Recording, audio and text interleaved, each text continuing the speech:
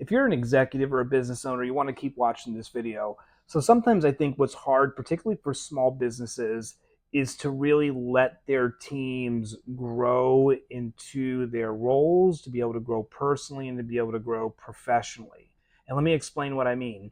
Especially small businesses or owner operators, we're very, very engraved into the business. Almost sometimes, and I know I make this mistake, almost to a disservice both to our employees and to our stakeholders, right? Because we are engraved into everything that happens within the company.